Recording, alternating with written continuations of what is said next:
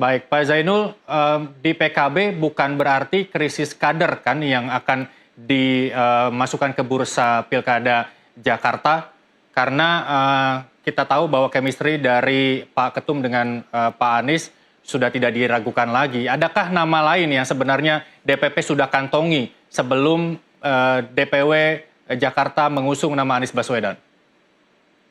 Ada beberapa nama yang sudah masuk di kita, selain Mas Anies itu ada Ibu Ida Fauzia, Oke. mantan Menteri Tenaga Kerja yang juga anggota DPR RI terpilih Ya. dari DKI. Ada juga nama Pak Jazilul Fawait, Wakil Ketua Umum DPP PKB, yang juga masuk dalam bursa untuk Pilgub DKI.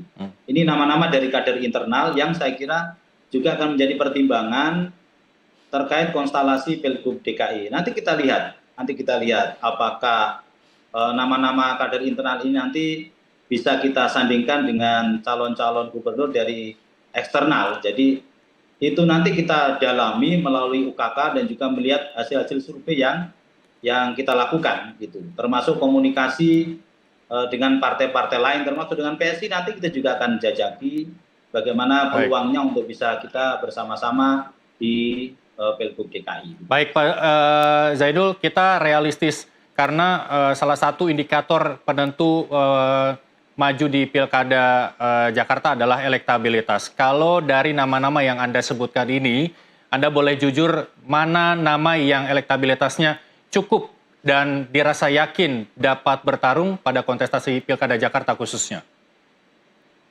Saya kira nama Bu Ida Fauzia cukup populer karena beliau menteri.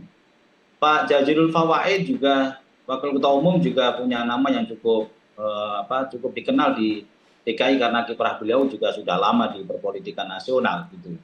Nanti akan kita lihat, survei kita masih terus berjalan untuk melihat secara lebih detail kira-kira figur-figur yang ada ini tingkat elektabilitasnya seberapa. Tapi harus kita akui top of mind untuk DKI memang masih Mas Anies ya, top of mind. Tapi kan yang namanya pilkada itu dinamikanya cukup unik ya, sehingga banyak sekali dinamika yang seringkali muncul di ujung dari proses pilkada itu sendiri. Gitu, Mas. Baik, bagaimana suara akar rumput di PKB terkait pengusungan Anies yang notabene adalah bukan dari kader PKB?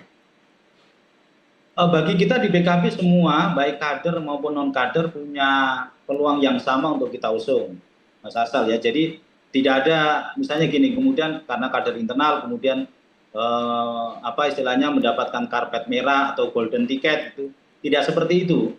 Karena mekanisme di kita itu akan melihat secara objektif peluang kemenangan pilkada itu ada di figur mana gitu. Jadi kita tidak akan juga memaksakan harus dengan kader kita, tidak gitu. Semua baik internal maupun eksternal, semua figur punya peluang yang sama untuk bisa kita usung.